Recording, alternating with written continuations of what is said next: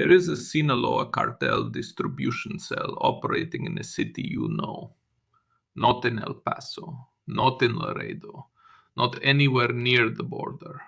In a city you would never associate with organized crime of this scale. And it has been there for years. According to the Drug Enforcement Administration, Mexican cartels maintain distribution networks in more than 3,000 American cities. 3,000. That is not a border problem. That is a national infrastructure. The Sinaloa Cartel and the CJNG, the Jalisco New Generation Cartel, are the two dominant organizations. Together, they control the majority of illegal drug distribution across the continental United States. The United Nations Office on Drugs and Crime estimates cartel revenues between $19 and $29 billion per year. For comparison, that is more annual revenue than Delta Airlines, more than Marriott International, more than many companies in the Fortune 500. This is not a gang. But this is a multinational corporation with a logistics network, a distribution system, a financial services division, and a human resources department. It just doesn't file taxes. So let's look at the actual map, not the map on the news, not the map the politicians use, the one the DEA has. The Sinaloa cartel was founded in the mountains of Sinaloa, Mexico in the late 1980s.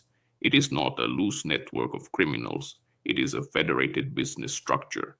At the top, a leadership council that controls strategy and major decisions. Below that, plaza bosses, who control specific geographic territories. Below that, cells, which operate semi-independently in assigned markets. The cells pay up to the plaza bosses.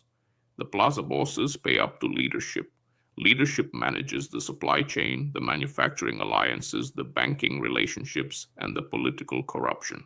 This structure is documented in federal indictments going back to the 1990s. It has not fundamentally changed. It has only expanded.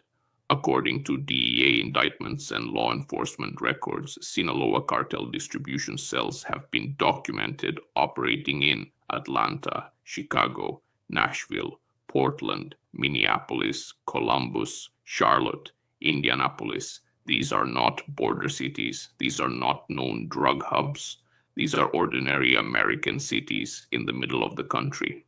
The cartel chose them for the same reason any business chooses a distribution center: infrastructure, highways, population density, distance from federal scrutiny. The border is where the product enters. The interior is where it lives. The Sinaloa cartel does not only operate in Mexico and the United States.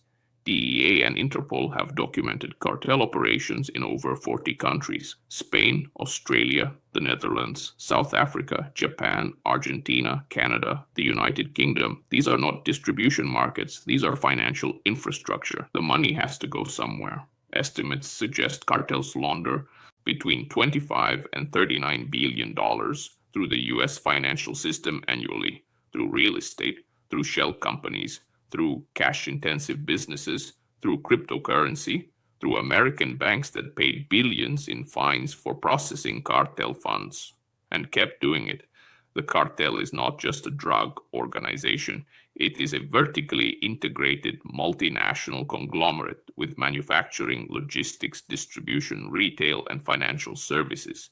The drugs are the product. The money is the business. The war on drugs was declared by President Nixon in 1971.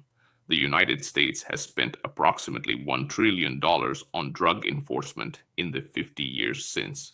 In 1971, there were two dominant drug trafficking organizations operating in the United States. Today, there are two dominant drug trafficking organizations operating in the United States. The number did not change. The scale changed enormously. In 1971, cartel operations were documented in a handful of American cities. Today, 3,000. $1 trillion, 50 years, 3,000 cities. This is not a failure of execution. This is a failure of map. The war lasted 50 years. The cartel is in 3,000 cities. In 2012, HSBC paid a $1.9 billion fine for laundering hundreds of millions of dollars for the Sinaloa cartel. No individual went to prison.